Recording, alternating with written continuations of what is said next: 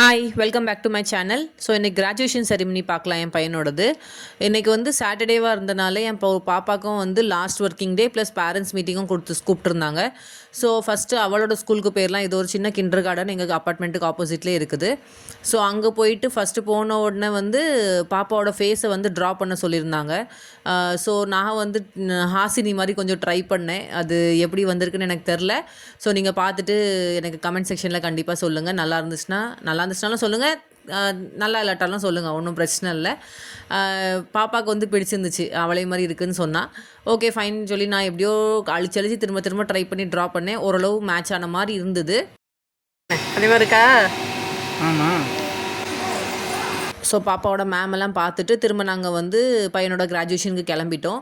So இவனோட school வந்து இங்கேருந்து ஒரு 5 கிலோமீட்டர்ஸ் இருக்கும். ஸோ அங்கே கிளம்பி நாங்கள் போனோம். அங்கே வந்து அவனோட அந்த கிராஜுவேஷன் காஸ்டியூம் கொடுத்தாங்க. ஸோ அவனை ரெடி பண்ணி ஹாலுக்கு அனுப்பிட்டோம்.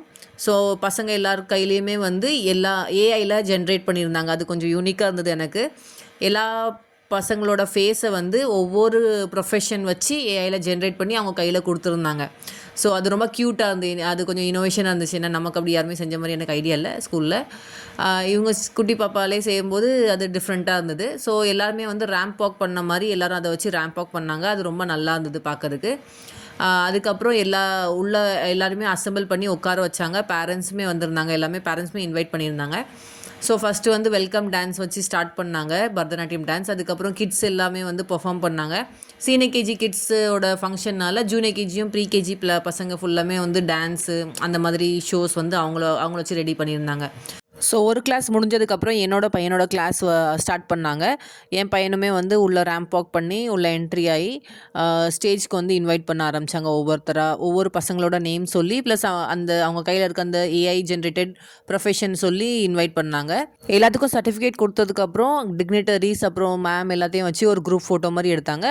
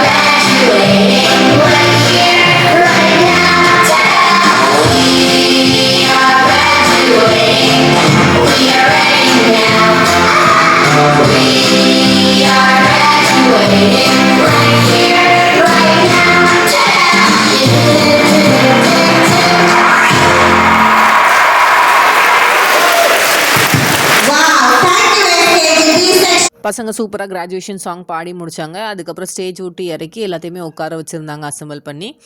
அதுக்கப்புறம் அடுத்த கிளாஸ் பெர்ஃபார்ம் பண்ண ஆரம்பிச்சது. ஒவ்வொரு கிளாஸோட செரிமனிக்கு நடுவில் வந்து junior KG pre KG dance performance வச்சுருந்தாங்க. ஸோ என்டர்டெயின் பண்ணுற மாதிரி குட்டி குழந்தைங்க டான்ஸ் ஆடிட்டு இருந்தாங்க. அது நல்லா இருந்தது.